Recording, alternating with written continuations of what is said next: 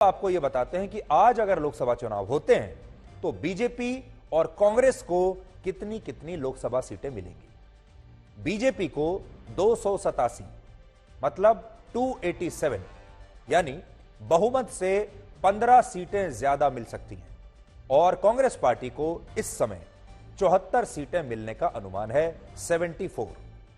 यानी कांग्रेस पार्टी अब भी कोई बहुत अच्छा प्रदर्शन नहीं कर रही है, जबकि बीजेपी को इस सर्वे में स्पष्ट बहुमत मिलने का अनुमान लगाया गया है। जो सबसे बड़ा प्रश्न है और उसका सबसे बड़ा जो उत्तर है वो आपके सामने पेश है।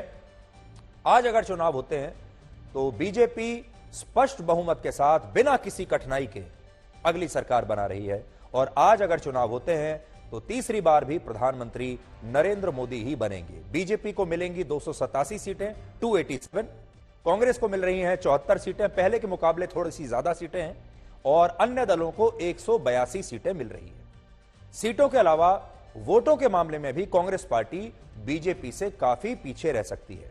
अगर आज लोकसभा के चुनाव हुए तो बीजेपी को 37.7% वोट मिल सकते हैं और कांग्रेस पार्टी को 20.3% वोट मिल सकते हैं। यानी दोनों पार्टियों के बीच लगभग 17% वोटों का अंतर हो सकता है और यह अंतर काफी बड़ा है, लेकिन यह अंतर उतना ही है जितना 2019 के लोकसभा चुनावों में था।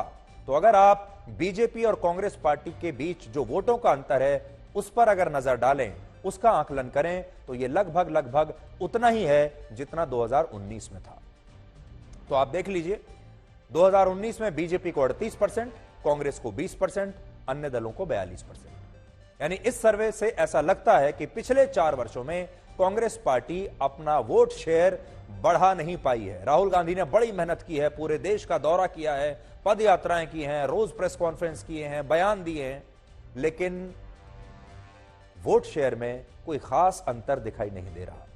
प्रधानमंत्री पद के लिए नरेंद्र मोदी अब भी देश के लोगों की पहली पसंद है। अब अगला सवाल देख लीजिए, आज की डेट में अगर लोकसभा के चुनाव होते हैं तो यह अनुमान है कि देश के 52% लोग नरेंद्र मोदी को ही फिर से देश का प्रधानमंत्री बनाने के लिए अपना वोट देंगे, जबकि सिर्फ 8% लोग ही जबकि 16% लोग राहुल गांधी को प्रधानमंत्री बनाने के लिए अपना वोट इस समय दे रहे हैं। यानी लोकप्रियता के मामले में और प्रधानमंत्री के तौर पर देश के लोगों की पहली पसंद के मामले में राहुल गांधी अब भी नरेंद्र मोदी के कहीं आसपास भी नहीं ठहरते और इससे यह पता चलता है कि प्रधानमंत्री मोदी अपने तीसरे कार्यकाल को लेकर आप सबको इतने आश्वस्त क्यों नजर आते हैं। आपने देखा होगा हाल के दिनों में एक नहीं बल्कि कम से कम 3 बार प्रधानमंत्री मोदी अपने भाषणों में यह कह चुके हैं कि वो अगली बार भी प्रधानमंत्री बनेंगे, तीसरी बार भी बनेंगे।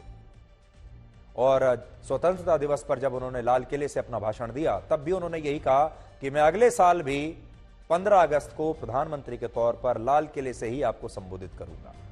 उसका कारण क्या है यह आप देख लीजिए।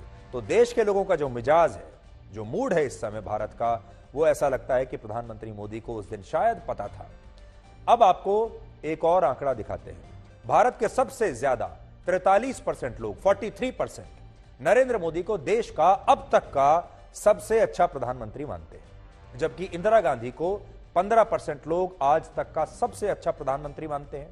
अटल बिहारी वाजपेयी को 12% लोग, डॉक्टर मनमोहन सिंह को 11% और पंडित जवाहरलाल नेहरू को देश के सिर्फ 6% लोग ही भारत का अब तक का सबसे अच्छा प्रधानमंत्री इस समय मान रहे हैं। तो ये आज जो आंकड़ा है कांग्रेस पार्टी को थोड़ा चुभेगा, थोड़ा सा झटका उन्हें जरूर लगेगा और थोड़ी देर के लिए यह भी लगेगा कि उनकी सारी मेहनत जो 4 साल की है वो ऐसा लग रहा है कि बेकार चली गई। प्रधानमंत्री मोदी की इस लोकप्रियता की सबसे बड़ी वजह है उनका काम और उनका विकास का एजेंडा। इस सर्वे के मुताबिक भारत के 42% लोग ये मानते हैं कि प्रधानमंत्री मोदी बहुत अच्छा काम कर रहे हैं। 21% लोग उनके काम को सिर्फ अच्छा मानते हैं। तो देखिए 42% लोग कहते हैं बहुत ही अच्छा, 21% लोग कहते हैं अच्छा, 13% लोग कहते हैं सामान्य काम किया है, कोई ऐसी बड़ी बात नहीं है, 12% लोग कहते हैं खराब काम कर रहे हैं मोदी और 10% लोग उनके काम को बहुत खराब की श्रेणी में रखते हैं। पूरा ब्रेकअप आपके सामने आपकी स्क्रीन पर है। लेकिन अगर आप देखें तो बहुत अच्छा कहने वाले लोग हैं 42%, अच्छा कहने वाले लोग हैं 21%, और अगर आप सामान्य को भी मान लें, क्योंकि सामान्य को भी आप नेगेटिव नहीं मानेंगे, तो आप ये देख पाएंगे कि बड़ी संख्या में मेजॉरिटी जो लोग हैं वो लोग प्रधानमंत्री मोदी के काम को अच्छा मान रहे हैं। तो आप देखिए कि 42 और 21 को भी अगर आप जोड़ लेंगे तो ये 63% लोग हो जाते हैं जो ये कहते हैं कि प्रधानमंत्री मोदी या तो अच्छा काम कर रहे हैं या बहुत अच्छा काम कर रहे हैं। तो 63% लोग तो सीधे सीधे यहीं आ गए। इस सर्वे के मुताबिक हमने लोगों से यह भी पूछा इस सर्वे के दौरान कि जब वो किसी पार्टी को अपना वोट देंगे तो उस वोट का आधार क्या होगा। ये एक बड़ा महत्वपूर्ण प्रश्न है कि लोग अगर मोदी को वोट दे भी रहे हैं, बीजेपी को वोट दे भी रहे हैं, तो क्यों दे रहे हैं, और अगर नहीं दे रहे हैं तो क्यों नहीं दे रहे हैं।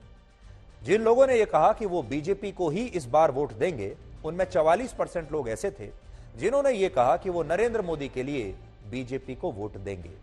22% लोगों ने कहा कि वो विकास के लिए बीजेपी को वोट देंगे। 14% लोगों ने कहा कि वो हिंदुत्व के लिए बीजेपी को वोट देंगे, और सिर्फ 8% लोगों ने कहा कि वो कल्याणकारी योजनाओं के लिए बीजेपी को वोट देंगे। यानी इस सर्वे से इतना तो बिल्कुल स्पष्ट है कि बीजेपी को लगभग आधे वोट सिर्फ मोदी के नाम पर मिल रहे हैं। तो देखिए, यह बहुत ही दिलचस्प आंकड़ा है आपके सामने। सोचिए, 44% लोग ये कहते हैं कि हमारे लिए कोई मुद्दा है ही नहीं, हम तो सिर्फ मोदी के नाम पर वोट देंगे। और ये बीजेपी के लिए अच्छी बात भी है और बुरी बात भी है। अच्छी बात इसलिए है कि उनके पास एक ऐसा नेता है जो कि सिर्फ अपने नाम पर, उनके पास एक ऐसा ब्रांड है कि उस ब्रांड की चमक के आधार पर ही बीजेपी को इतनी बड़ी संख्या में वोट मिल जाएगा। यानी नरेंद्र मोदी एक बार आए, उन्होंने एक बार इस तरह हाथ जोड़े, एक बार हाथ हिलाया और एक बार यह कह दिया कि मुझे वोट दीजिए, तो आधा काम तो ऐसे ही बन गया। बीजेपी के कार्यकर्ताओं को करने के लिए कुछ ज्यादा मेहनत बचेगी नहीं। तो इससे तो यह पता चलता है। लेकिन बीजेपी के लिए बुरी बात यह है कि अगर सारे वोट मोदी के नाम पर ही पड़ रहे हैं तो फिर बाकी के नेता क्या कर रहे हैं और बाकी के कार्यकर्ता क्या कर रहे हैं।